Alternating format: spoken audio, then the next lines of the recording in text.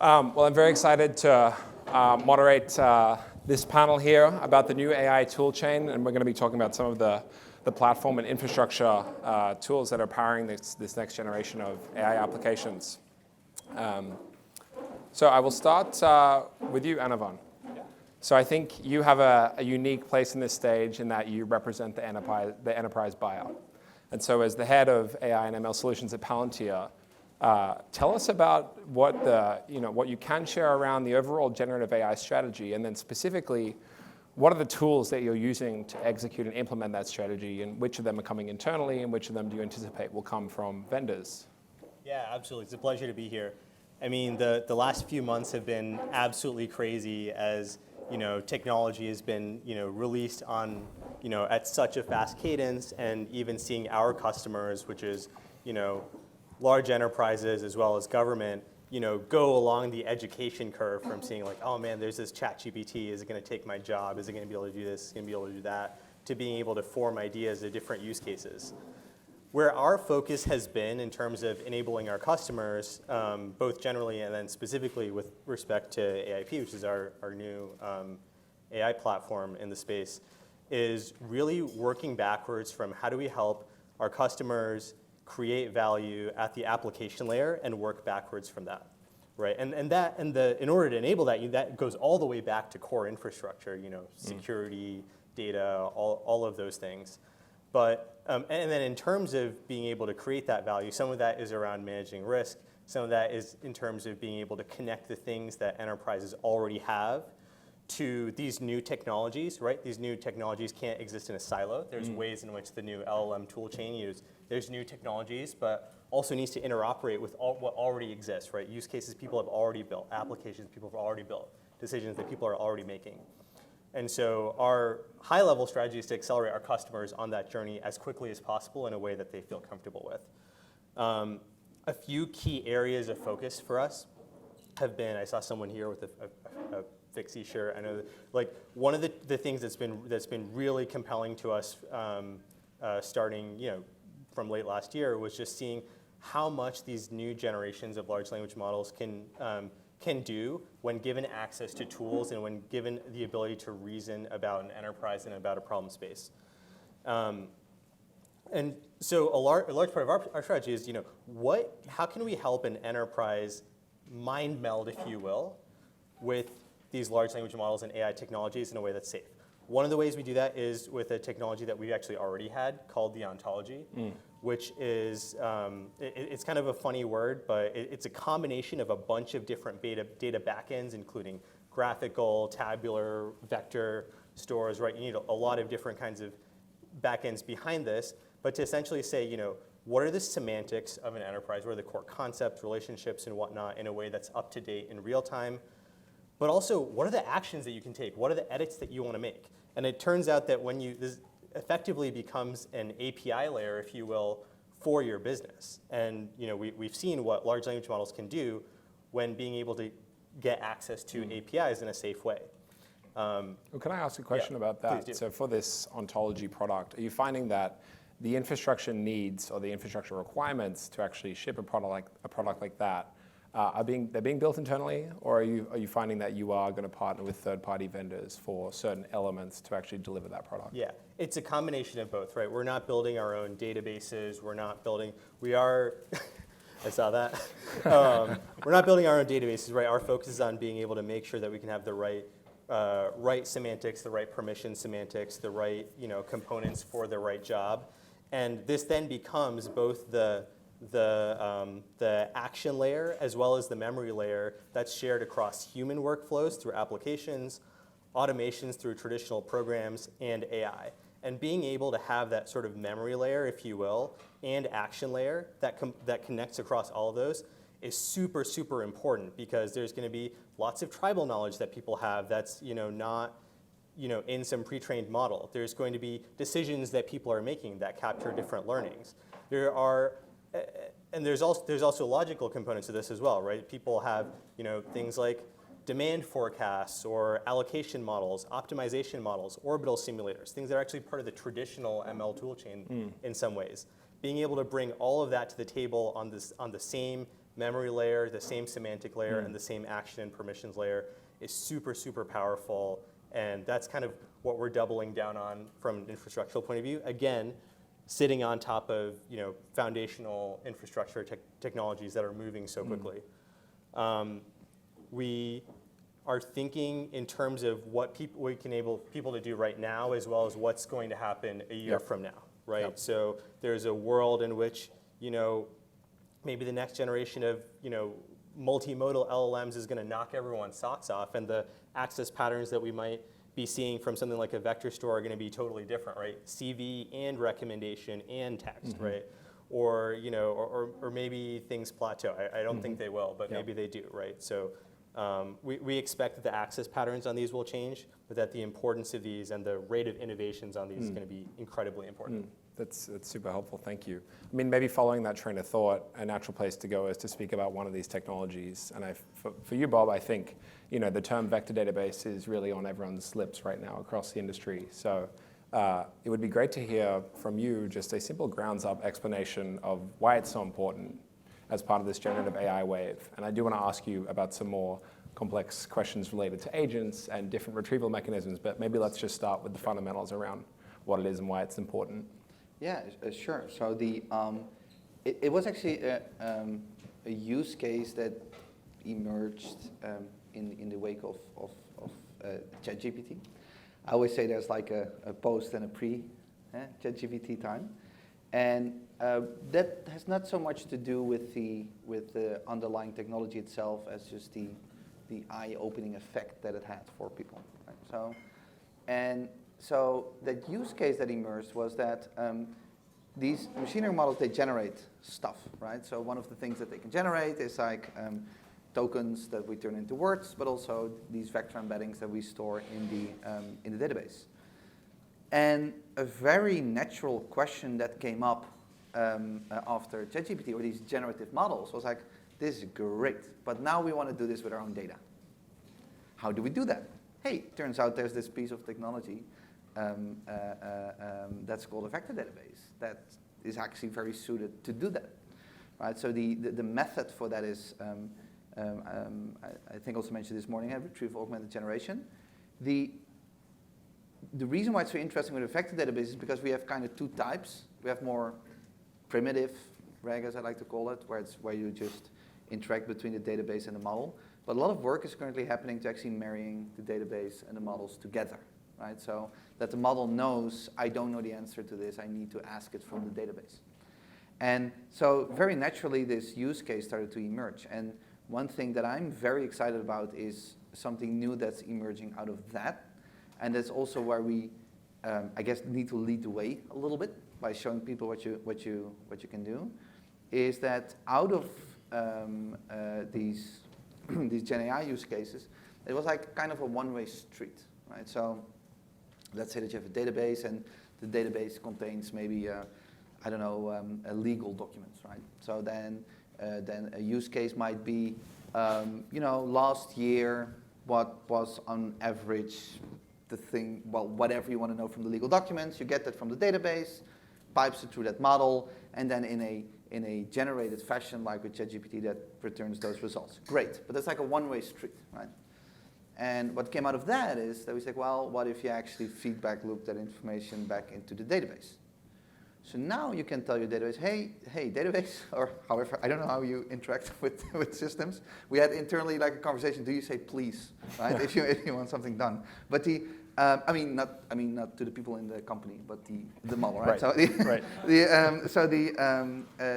So the use case that you see there is that it's on our website. You can see it and play around with it. It's like an Airbnb use case where you can say, hey, there's information missing from this listing, or there's information incorrect.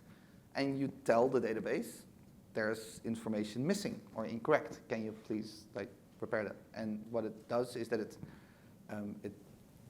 does RAG first, so it queries the database, renders the information or checks the information, and if the model says it's incorrect, they say, okay, and then you feedback loop that back into the database, you override it or you store it, and it gets a new vector embedding, and then you can search for it again. So it's like a feedback loop starts to emerge. And the power of the database sits in the fact that you have that specialized index, which is the vector index, in combination with a lot of work that's doing is like how the models interact with the database. So that is kind of, that's what we're seeing right now. So search was that first use case, and then out of that came RAG, and now we see these generative feedback loops. So it's very nice to see how that's evolving and how people are, starting to build these new, we call them AI native applications.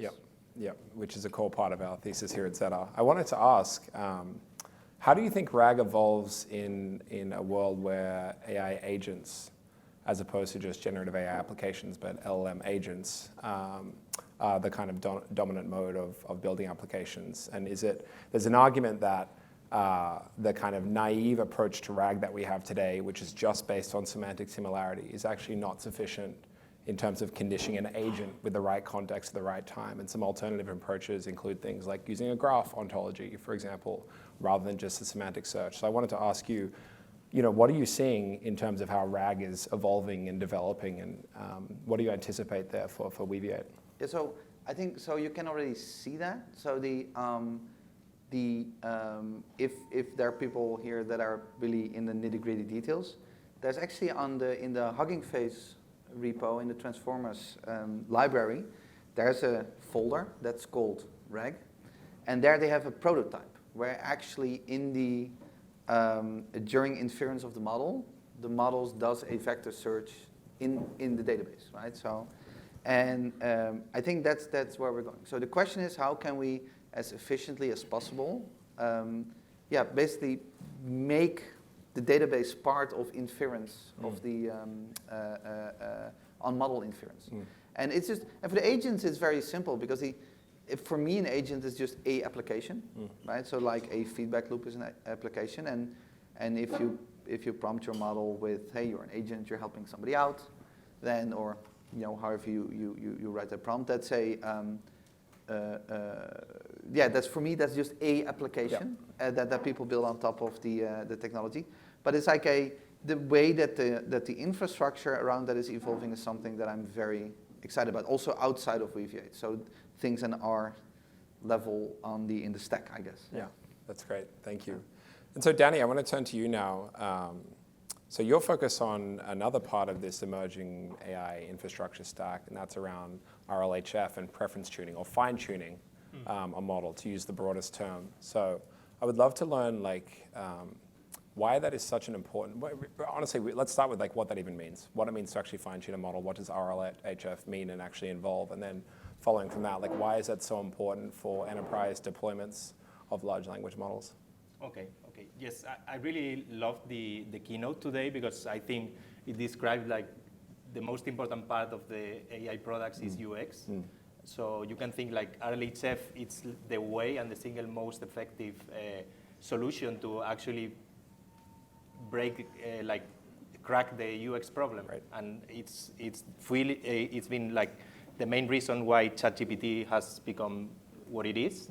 And essentially it's a solution to a problem. And this problem is, how can we teach a language model, a foundation model, what is a helpful response, what is a safe response, and all these kind of things. Because the other methods, just by telling the response, you cannot actually cover all these nuances of what is a helpful response.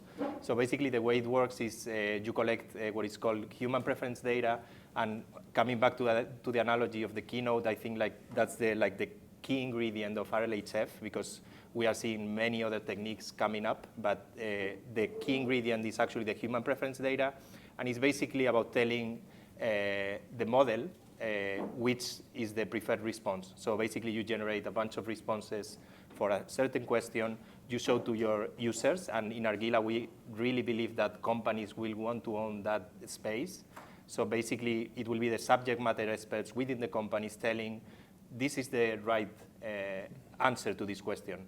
So basically using this human preference data, you can actually fine-tune your model to actually answer in a way that is safe, that is reliable for a specific use case. In the case of ChatGPT, it's been for very general domain, and I think they did an amazing job of like a huge investment in data, infrastructure, and so on. Yeah. But I think like the key ingredient is data. Yeah, that's really interesting. And I feel like there's, especially relevant for what you're talking about, this dichotomy and tension between proprietary models behind an API from OpenAI and their peers, and then the open source model movement. And I wonder, with RLHF in mind, is it relevant to both types of models, or is it more relevant to the open source models? So right now, it's only like valuable for open source models, essentially because you cannot fine-tune OpenAI models with RLHF. You can do supervised fine-tuning, which is kind of like the previous step in the process of actually fine-tuning an LLM. And that's also something we can discuss about like cost versus effort. But I think like in the context of open source models, it is a key tool to actually steer the models towards specific use cases, specific values, specific policies within the company, even the style of responses. And human preference data is not only useful for kind of fine-tuning, and now everyone is talking about how can we even evaluate a LLM, for example. So human preference data, it's been used, and it's a powerful tool to actually evaluate these models as well. So you could well use this technique, like collecting human preference data for comparing Claude versus OpenAI, GPT-4 versus GPT 3.5, an open source version of versus a closed one. So I think collecting human preference data is an essential part of the workflow when you are building LLM, especially for the enterprise applications. Super helpful, thank you. Diego, I want to turn to you now. I have actually a couple of questions I want to ask you, but given we're talking about RLHF and fine-tuning, I think it's a nice segue to talk about guardrails and kind of alternative kind of application layer approach to solving some of these problems. So it would be great to hear more about what the guardrails kind of project and concept is and how it solves some of these problems that we've been talking through. Sure, yeah, so I wouldn't say they're like alternatives, they're kind of like composites to it, right? Like you actually want to do like a little bit of everything. So the best way that I like to describe kind of the LLMs or large language models today, right? We all have that person in our group of friends, right? Always confident, frequently wrong. And so that's kind of like, like that's what you're dealing with, right? And you're setting that out in the wild, and most people who've been working in the machine learning space understand what it is to work with stochastic code, right? And statistical models that, when we say, hey, it works 70% of the time, it also means it won't work 30% of the time, right? And like there's no doubt around it. What these new large language models, foundational models have done is they've really opened up the world to everybody's using it. I love what Cassie was saying this morning, right? It's like that users are just expanded into all these people that are not used to that, right? They need determinism. And so what the Guardrails project does, which is a Guardrails AI, it's an open source project, is really around providing guardrails to the outputs of LLMs and understanding the boundaries of how those outputs might or might not work out. And so if you kind of mentally picture literal guardrails on the outputs, right, you can say, hey, I'm never gonna allow it to give a response that doesn't have confidence in. Okay, how do we define confidence? That might be using a retrieval method with a vector database to go find a document and kind of like, do a reference to it. It might say, hey, we're gonna use a different model to look at the response and say, yeah, I think I'm 90% confident that's accurate. And so the project is really about providing this guardrailing around these outputs. Ultimately, what you're trying to do is build trust that you can release these applications into the wild and that they can work in real time, right? And so that's kind of like the general concept. So it's really a composite to the other methodologies, but ultimately what we're trying to do here is say, hey, I'm building out an AI application. Can I trust this in the wild? Am I gonna take brand risk by releasing it? Am I gonna take, kind of like a monetary risk? And these are all things that we've done for years with any other thing, any other software application. We launch a website, we do anything like that. We kind of look at what risk looks like and say, the outcome is gonna outweigh the risk that I'm taking, and I'm okay with that. Okay, great. In AI, how do I define that risk? So that's a big part of what we're doing with Guardrails, is trying to get to a kind of programmatic ability to define risk of AI applications. Yeah. And do you anticipate more demand for the Guardrails product in regulated industries? Yeah, I think like ultimately, the way that I look at kind of like where we are today with generative AI is don't mean to offend anybody, but like they're all toys, right? Everything out there today, right? They're inspiring, they're great things, but like we're not really doing like the stuff that you could be doing with machine learning, right? If we truly, and I really believe this is probably the greatest technology that I'll see in my lifetime, and I've been working in machine learning since 2010, and so, which in the world of AI, that's a long time. Doesn't sound that far. I think like, when we look at that, how we're going to actually use it, how are we going to use this technology in finance? How are we going to use this technology for the government? How are we going to use this technology in legal services? We have to get to a level of trust in the ecosystem that we are confident that we can do that. And so, if you're the CIO of a Fortune 500 company and you're launching a product, you want to know, right, what might go wrong with this. And so we think like to be able to do that, you're going to have to build guardrailing around these applications. Hopefully you use us, but obviously, you're going to have to do something about it. Sure. And you alluded to something interesting there that I wanted to ask you about, and that is your unusually long tenure in AI and MLOps and ML writ large, and as a serial entrepreneur, which is also really distinguishable. So I wanted to ask, like, what are some of the differences in characteristics or even like philosophies between MLOps generation 1 over the last decade and this kind of second generation of LLM ops or foundation model ops companies and practitioners? Are there any key differences that you're kind of picking up on? Yeah, I don't think I'm actually emotionally over generation 1, so the fact that there is a generation 2 like is actually kind of funny as well. So I think like looking at what, so the company that I built, Algorithmia, which I sold in 2021, like was one of these kind of first generation MLOps companies, and the goal that we had there, the problem set that we were solving was, if you go look at, we've been working with statistics and logistical regression. Like this is not like something of the last 10 years. It's something from the last 20 years, right? If you worked in finance, and I started my career in finance, like you're looking at building models for trading and stuff like that. That's not new. What was interesting is like how those applications made it to production, right? So the people who were statistics experts, right? The people who understood the libraries, who were building all these things, who would use MATLAB, who would use kind of like the different statistical packages. Not to offend anybody in the room on this, like, couldn't code a real-time application if they tried, right? In the same way, you had a bunch of software engineers who didn't understand the statistical packages and stuff like that. And so the first generation of what I would call MLOps was really, hey, the world of probabilistic programming, right? Statistical programming is now a live application, and now it needs to be monitored and treated like a live application. I think Kashi said it was like the fact that you now have to have a site reliability engineer for one of these models, that you have to have, deploy. So if you go look at that MLOps package, it was not just about the model, but it was about that entire pipeline, and now saying, hey, what can go wrong with it, and how do we maintain it in real time? And so that's kind of like, but it was very model centric. It was about building, training, deploying, running these machine learning models. The second generation, and I personally don't think there's an LLMOps and MLOps. I still think it's MLOps. That's just my pet peeve, and I think like the LLMOps is just giving job security for whoever's doing market maps. So like, but it's just a kind of like next iteration. The way you look at it is the model's a little bit less, it's less important because you have less control.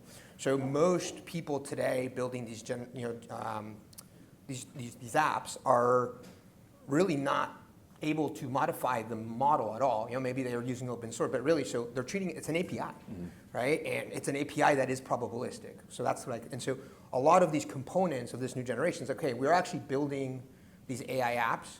We can't actually control the model, but we can control a lot of things around that. We can put guardrails around the outputs. We can use vector databases for retrievals and kind of building that kind of data application. But it's much less focused on the model and much more focused on the entire workflow of that application. So that's kind of from a more technical perspective.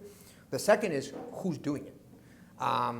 The first generation, whatever you want to call it, is the working package was a data scientist, machine learning engineer. So the difference there is the data scientist is usually kind of like researching the model, the machine learning engineer is the one that's putting it in production and kind of like cranking on it. And then probably some level of kind of like IT, cloud engineering to get the whole thing like put together. Now, the people building these kind of like, generative AI apps is anybody who can code, right? So we've opened up the kind of like ability for, it's a whole new world. And so because you have that new population, you're building tools to help them do that as well. So sorry, that was a super long-winded answer, but it was loaded. That's great, thank you. I think we have time for maybe 1 or 2 more questions, but Anirvan, I want to turn back to you. So the 3 projects that are represented on stage here, Argilla, Weaviate, and Guardrails, they all go to market in one way or another with some form of open source or open core distribution mechanism. And so again, as the enterprise buyer profile here on the stage, I want to ask you, does that matter? Do you care if infrastructure companies have an open source or an open core element? Yeah, I mean, I should say probably the opinions of our customers matter more than mine, but it's been very popular for adoption, seeing these open source tool chains helping people get their hands on things and understand what they are. I was hearing earlier how there's an open source component to the guardrails, right? How are people even going to learn how to think about these things? And especially just to double down on something you were just saying, the breadth of tasks that people can perform with these new generation of AI-powered systems, they're much broader, right? The outputs are much richer, they're much more complex, there's much more complex reasoning. And so the importance of what's happening from actual user actions in production, the monitoring aspect, is so much more important. And people aren't used to thinking in that way. So I think that part's going to be super appealing. In terms of open source versus having a paid version, I think it will remain to be seen. My personal sense is that it'll be similar to before, right? Just like with feature stores or with serving platforms or any of that, where some companies will go straight for whatever is going to be the fastest to value, and then I'm sure there's going to be many companies that'll set up a 12-month long committee to evaluate a build it yourself with the open source version, or But my hope is that people can be convinced of the value and see the potential value from these applications in a way that encourages them to just gun for whatever is going to lead to the best value fastest. Maybe I'd open it up to the rest of the panel, but we've talked, the merits of open source distribution models are relatively well known and well understood. But as the founders of open source projects, I wonder if you could share what are some of the downsides? What have been some of the negative aspects of having an open source or an open core model that you could speak about? I can talk. I can say. I can also say, if I may, a little bit more overarching. What I find super interesting about the type of technology that you're building and the role the nuances that come with open source. And an example, the way how I think about it now a lot is this. So a way to look at technology that's created is to ask yourself the question: is this piece of technology that I'm looking at, does it create value by keeping state or not? And that's I'm thinking about that for a couple of months now. So an example of something that keeps state is a database, right? So the value that it sits in the database is that you store something in it, and then when you query it again, you hope it's still in there, right? So that's the value you create. But something that's stateless is, for example, an MP3 file, right? So if a musician decides to open source the music they're making and they're giving that away in SoundCloud or something, and somebody copy pastes that, then you have twice the value. But it's very hard to capture that value twice, right? Because it's now just it's going around. And something that's also stateless are these machine learning models, right? So yes, the argument is often made, hey, we have this behind a API for ease of use, and there's truth to that.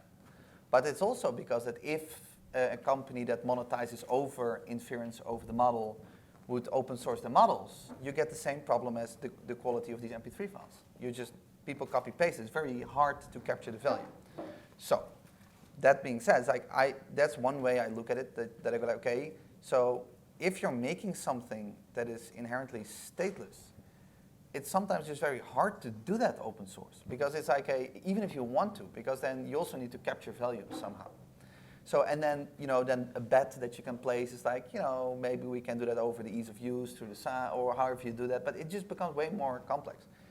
In our case, it's relatively speaking more easier to make something open source because, well, one thing that people pay you for is to make sure that the thing doesn't go down, right? That they basically you change the open source license that says, the open source license says as much like if you have a problem, it's your problem, right? And you basically replace that with like, if you have a problem, it's our problem. So that's a starting point. So, and then out of these kind of things, all kinds of other, I won't make this too long, but all kinds of other nuances start to exist, right? So I had an interesting conversation with somebody from a very big open source company recently, a founder, and he told me, he said like, what open source was doing for us back in the day was that we just built a trust. Like, can we actually use this technology? Is this trustful? And now we're a very established company, so now people don't mind actually using our proprietary stuff because the open source created that trust. And that's something we're also seeing, right? So open source people try it out, what is it? How can they deploy it? Can we trust this thing in production?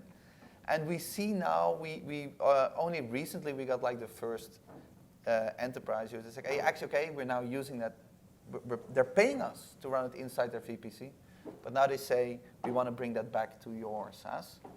And that's enabled through open source. So long story short, I think statelessness plays a role in the business you're building. And secondly, in the early days, it creates easy adoption. But later, it's just a trust, I think, that it creates. Yeah. I'll take a slightly different swing at it. I think like buying patterns have changed like quite a bit over the last like couple of years. So the famous like nobody ever got fired for buying IBM. Sorry if there's anybody from IBM here. Like that's no longer true. And so like what you have right now is that if you're building any sort, if you're selling anything that's inside the CIO or CTO or CDO stack, you have to convince top down of value of what you're providing because you're going to be there's an expenditure and everything's looked at it. But you also need the kind of bottom-up approach to say, hey, I want this, right? So you need that. There's probably a better image, but I call it kind of like a zit strategy, right? You have to come from the top and the bottom. But there's probably a better analogy. Sorry, sandwich something. But you really have to think about like that. It's really hard to get buying patterns today, especially if you're working kind of an enterprise where, if you don't have that pull from the users. And so if you have a technical product, the only way to get pull from users is usage, right? And you kind of really only have two options. You have a product-led growth strategy where you're kind of like letting them play with the product and it's not open source, but there's a service and stuff like that, which works great. Or you have to have an open source, open core model where there's a just groundswell of adoption. So then you can go to the leaders of that organization and say, hey, look, 20% of your technical team's already using this. You really want to adopt this. This is why you want to adopt it. This is what value is to you. So I think like that is something that's pretty unique to call it the last 5 to 7 years of kind of like enterprise kind of buying patterns. Got it. Cool. That is all we have time for. So thank you so much, guys, for being here.